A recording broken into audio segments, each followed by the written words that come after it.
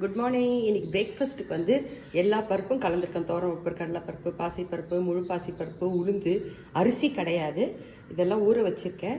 இது கூட பெருங்காயம் கொஞ்சம் போட்டுட்டு இஞ்சி, காஞ்ச மிளகா, உப்பு, ஃப்ரெஷ் கொத்தமல்லி இதை கோஸாக அரைச்சிட்டு இதுதான் அடை இல்லைன்னா தோசை.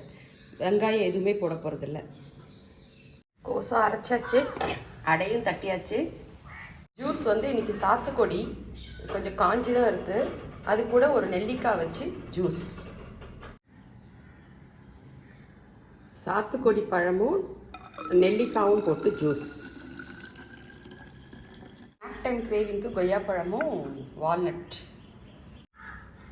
லஞ்சுக்கு வந்து புரோக்கன் வீட் சாதம், அதுக்கப்புறம் இது வந்து காளான் கிரேவி பண்ணியிருக்கேன்.